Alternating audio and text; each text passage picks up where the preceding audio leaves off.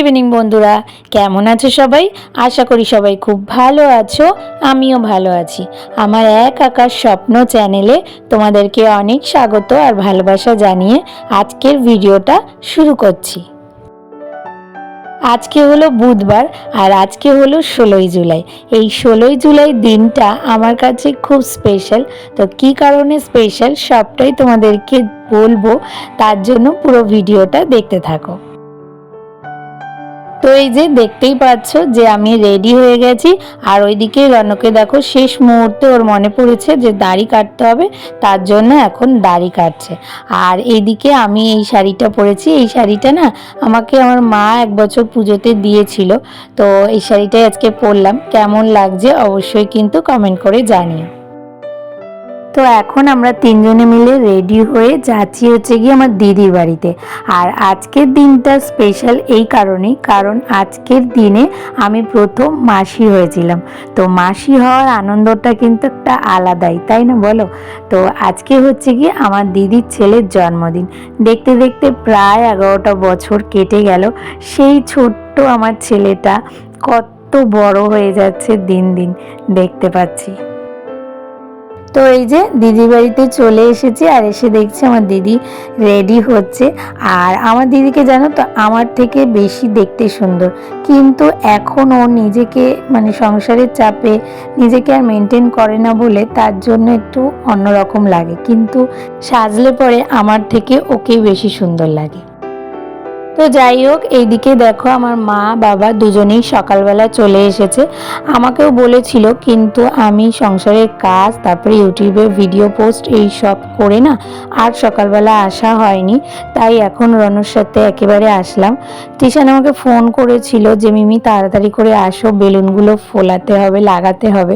তো এই জন্য তাড়াতাড়ি করে রেডি হয়ে চলে এসেছি। আর জানো তো, যবে থেকে তৃষান হয়েছে তবে থেকে আমার আর তৃষানের বন্ডিংটা বেশ স্ট্রং ছিল, কিন্তু যবে থেকে আমার জীবনে এই মানুষটা এসেছে তবে থেকে আমার ভালোবাসায় ভাগ পড়ে গেছে। তখন থেকে তৃষান আঙ্কেল বলতে একদম পাগল। ও মেশো বলে না, আঙ্কেল বলে। তো যাই হোক, আমার ভালোবাসায় যতই ভাগ বসুক, আমি চাই সবসময় ওদের সম্পর্কটা এরকমই স্ট্রং থাকুক। আর যাই বলো তাই বলো, আমার মায়ের দুই জামাই কিন্তু খুব কাজের। একজন দেখো এদিকে টেবিল মুছতে ব্যস্ত, আর একজন এদিকে বেলুন লাগাতে ব্যস্ত। আর ওইদিকে তাদের শ্বশুরমশাইকে দেখো কোথা থেকে ওই টকিং টমটা নিয়ে চলে এসেছে। এগুলো হচ্ছে আমার ছেলেকে উস্কানোর কায়দা। তো আমার ছেলেকে উস্কাবে আর ও এটা নিয়ে এখন লাফালাফি শুরু করে দেবে।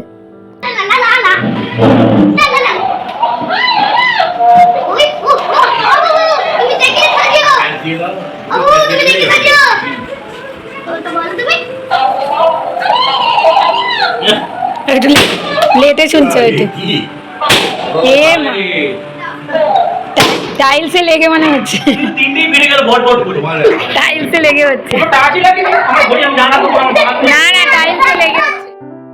আর এইদিকে দেখো আমি ক্যামেরা সেট করছি, আর ওইদিকে আমাদের বার্থডে বয় রেডি হয়ে একদম নাচ শুরু করে দিয়েছে। তো এদিকে মোটামুটি বেলুন লাগানো হয়ে গেছে। এখন এই বড় বেলুনটার মধ্যে লজেন্স ভরে এটাকে ফুলিয়ে ওপরে ঝুলিয়ে দেবো। আর জানো তো খুব বেশি বড় করে করা হচ্ছে না, ওই বাড়ির লোকই সবাই। শুধু তৃষানের একটা বন্ধু এসেছে, বন্ধু আর বন্ধুর মা, যে কিনা তৃষানের খুব বেস্ট ফ্রেন্ড, তো তাকেই বলা হয়েছে, আর বাদবাকি কাউকে না। আর জানোই তো বাচ্চাদের বায়না, প্রত্যেক বছর তাদের জন্মদিন একটু পালন না করলে ওদের ভালো লাগে না, তাই করবো না করে বাধ্য হয়ে করতেই হয়।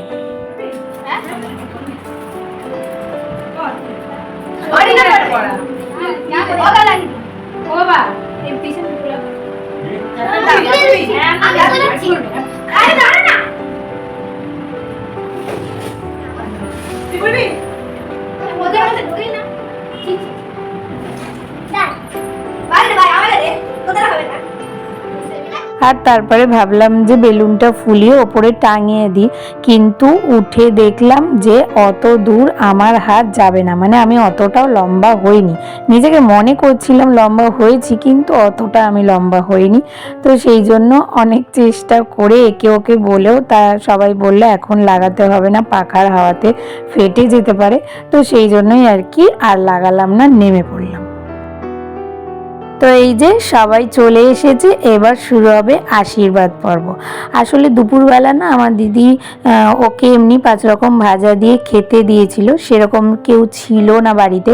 তো সেই জন্যই আর কি তখন আশীর্বাদ করা হয়নি, তাই এখন আর কি একবারে আশীর্বাদ করে নিচ্ছে। তো চলো এবার আমার দিদির শ্বশুরবাড়ির সবার সাথে তোমাদেরকে একটু পরিচয় করে দিই। তো প্রথমেই যিনি তৃষানকে আশীর্বাদ করছেন উনি হচ্ছেন আমার দিদির শাশুড়ি মা, মানে তৃষানের ঠাম্মি।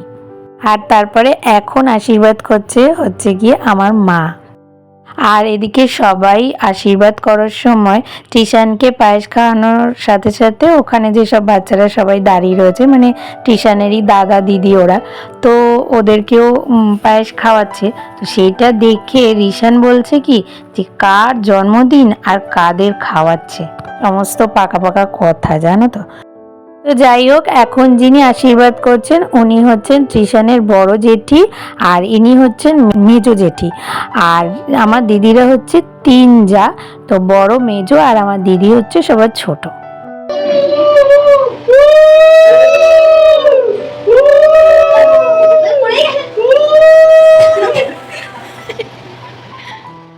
আর আমার দিদির বড় ভাসুরের 2 মেয়ে আর মেজো ভাসুরের 1 ছেলে 1 মেয়ে।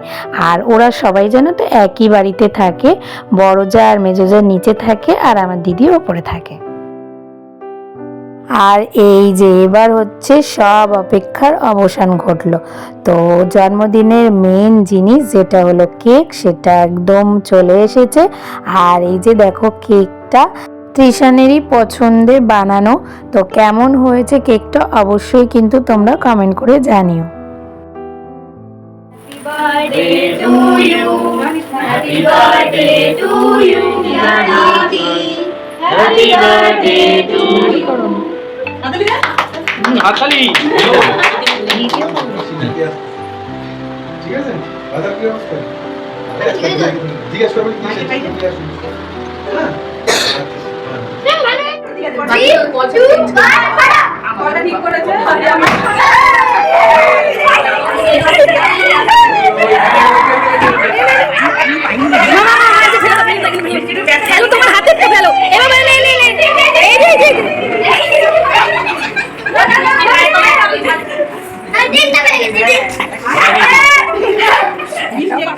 আর তারপরে এই যে সব বাচ্চা কাচ্চা মিলে এখানে একটুখানি ক্যারাম বোর্ড খেলতে বসেছে, তারপরে খাওয়া দাওয়া শুরু হবে।